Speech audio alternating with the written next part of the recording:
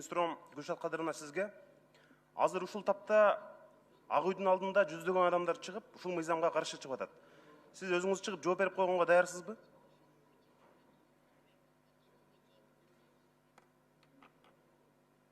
Гүлшат Кадыровна, микрофон бергиле. Спасибо за вопрос. Я вчера каждому практически в соцсетях отвечала на этот вопрос. Я с ними беседовала. Если надо выйти, я выйду. Бул керек. Биз сизден өтүнөбүз. Азыр чыгып, сиз сөзсүз ушул жерде биздин жарандарга жооп берип коюшуңуз керек. Спасибо. Если бы вы обращались с просьбой, просто наши некоторые коллеги пытались спровоцировать вот эти все действия. Я думаю, это тоже не очень корректно. Экинчи суроом өкмөткө. Кантип көзөмөлдөйсүңөр? Бул мыйзамды окуп чыктым мына мен баарын. Кантип көзөмөлдөйсүңөр? Ушундай мүмкүнчүлүк барбы бизде?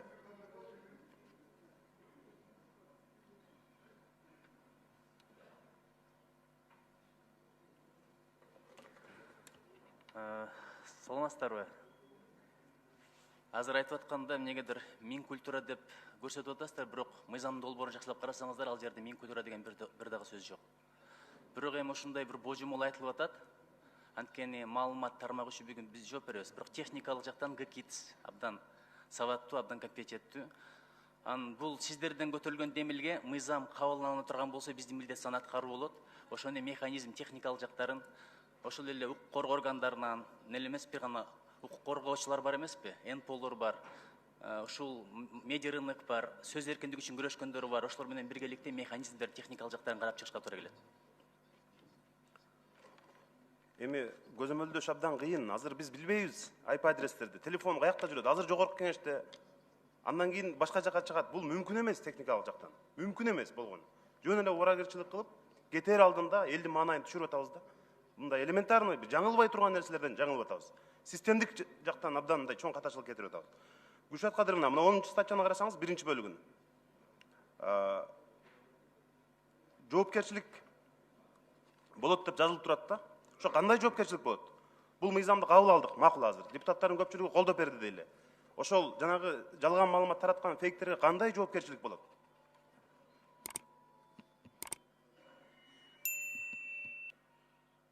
Жанар Кованачевич, дело в том, что там ответственности нету ни уголовной, ни административной, нет штрафных санкций, только обращение граждан в суд.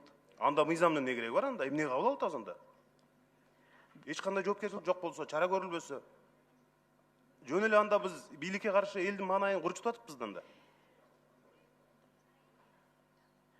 На сегодняшний день, как уже писали, законопроект действующий регулирует уже взаимоотношения граждан со средствами массовой информации. В связи с тем, что интернет, он стал позже, и взаимоотношения между пользователями и средствами соцсетей, они остались вне зоны действующего законодательства. И поэтому этот пробел просто регулируется. Там идет право на защиту своей чести, достоинства и репутации любому гражданину. Никакого ограничения свободы слова, выражения своего мнения нет в данном законопроекте. И, пожалуйста, такую подоплеку туда подводить не надо. Нет нарушения конституционных норм вообще. Мен дагы ошону айтып атам да. Бизде азыр мыйзамдар жетиштүү. Эгерде кимдир бирөө жанагындай ар кандай бир туура эмес чакырыктарды салса, мыйзам бузса, аны интернеттен азыр деле мыйзамдарда бар. Аны алып келип жоопко тартып атат. Өкмөт күч органдары талап келип кечирим суратып атпайсыңарбы эмичи? Эгер өзүнүн атынан жазса, кечирим суратсаңар, анан алар коркот да мисалчы. Ошентип эми билбейм мен, мындай баарыбызды жамандайт. Мына фейктер мени дагы көрдөн алып жерден алып көргө тыгат. Бирок биз чыдашыбыз керек да. Саясатка келгенден кийин баарыбыз чыдашыбыз керек да, андан коркпошубуз керек. Ушу 5 жыл ичинде көпчүлүк мыйзамдарыбыз, урматтуу депутаттар, тыйыш керек, чектеш керек деген гана көп маселелерди абдан карадык да.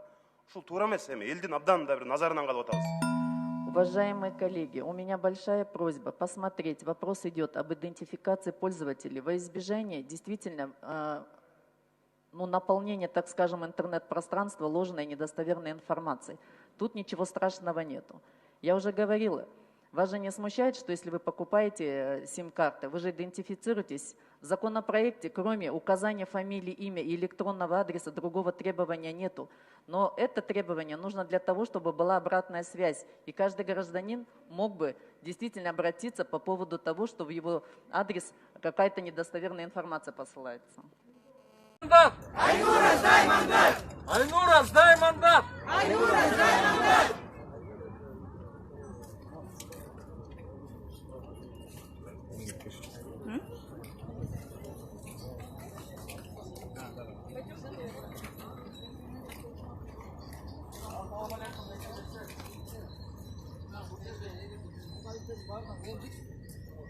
Кайрылуу бар жогорку кеңештин депутаттарына. Андан көрө барып эме ящикке таштагы, Азыр бардык ушул жерге чогулган, митингге чогулгандардын баарынан колдорун алабыз, фамилия, имя бар.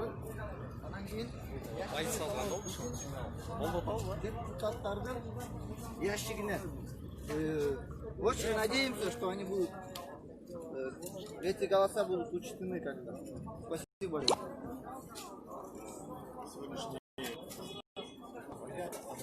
Хватит?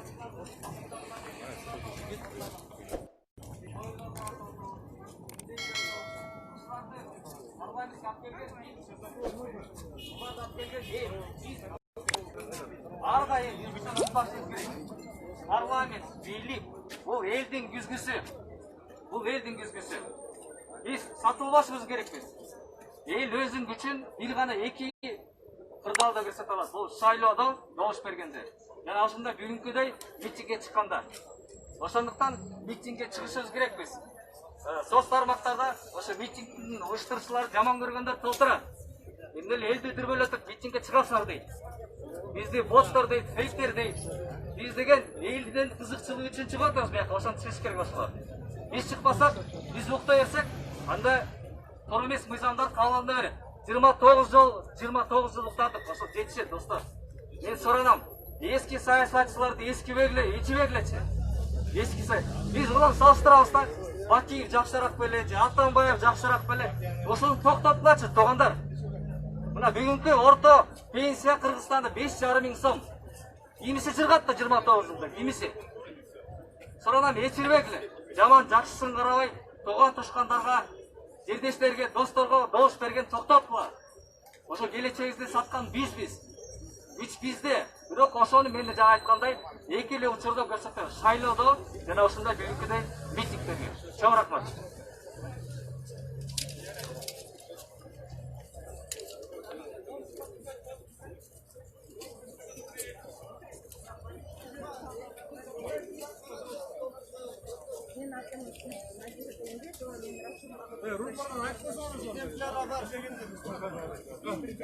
Кол коюп тургандар келип кол коюп жатсаңыздар, бүгүнкү законго жогорку кеңештин депутаттарына кайрылуу. Держим дистанцию, соблюдаем дистанцию.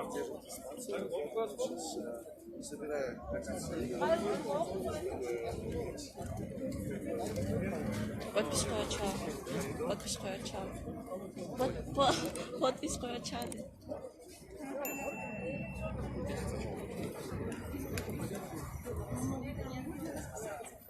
Урматтуу митингдин катышуучулары, бул жака келип мүмкүнчүлүгүңүз болсо, кайрылууга кол коюп коюңуздар. Бул кайрылуу сөз тура жогорку кеңешке да жөнөтүлөт. Мыйзамды кайра артка тартуу керек.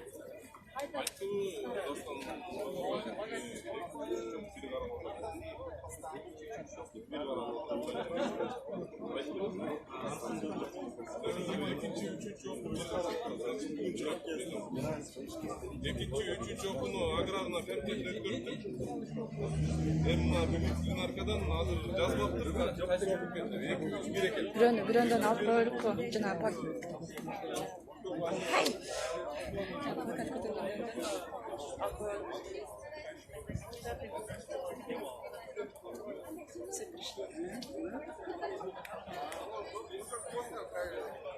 Тротуардан бошоп, бияга чыгып алып, бияга өтүп алсаң, тротуарды бошотпайсың, элдер өтүп албайт кой.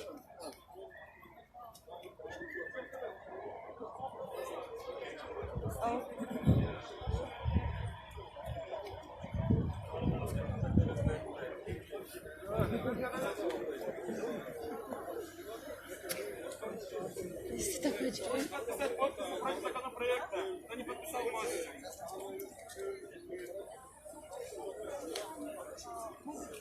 В котором народ нуждается, да? Они просто берут законопроект в других странах, которые нам, для нашего народа совсем неприемлемы, потому что мы народ, который любит демократию, мы народ, который любит свободу слова, который привык к этому. Да, аналогичный закон есть в России, и, насколько мы знаем, сейчас здесь уже в комментарии. Боитесь ли вы, что такое может произойти? Да, я этого боюсь. Я боюсь за своих близких, за людей, которые говорят правду. Поэтому сейчас я здесь нахожусь, поэтому я сейчас выхожу. Если нужно будет, мы еще будем выходить на митинги.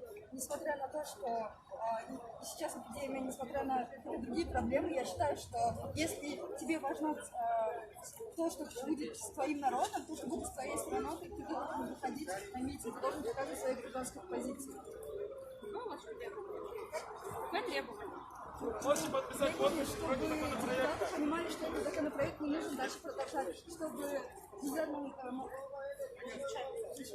Асылбекова, чтобы она сдала мандат. Потому что мы считаем, что в правительстве должны быть такие народные депутаты, как Гасан Бекешев, а не такие, как она.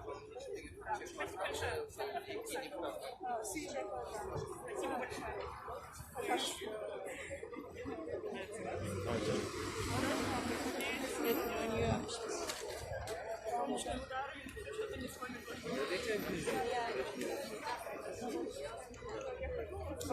Салатспа потерялась просто.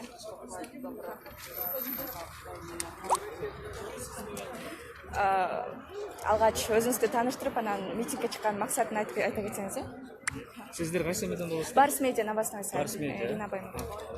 Саламатсыздар, менің атым Мербек Мирзабатов. Мына мен кешіктіруші Назгүл Шекекова. Біз Қазанның саяси қимылдың өкілдеріміз. Біз бүгін келгеніміздің себебі, анткени мына бүгүнкү поездкага 50 долбоорду коюшту. Кече түшкө чейин 24 долбоорду каршылдап коюшту. Эч кандай талкуу кылбай эле кнопканы эле басканга эле үлгүрүштү. Эми акыркы 3-4 жумадан бир топ элге каршы мыйзамдар кабыл алынды. Бирок бүгүнкү мыйзам долбоору бул деген биздин сөз эркиндигибизди чектөө максатында алып чыгылган мыйзам долбоор. Ошондуктан мен ошо бүгүн келген элдердин баарына ыраазымын. Себеп дегенде ошо ЧС кырдаалына карабай келип, ошо өзүнүн жарандык активдик позициясын көрсөткөнүнө мен чоң рахмат айтарым. Себеп дегенде биз бүгүн ушинтип азыр каршы болсок, анда эртең биздин кесиптештер айтканда Северный Кореяга айланып кетебиз бат эле.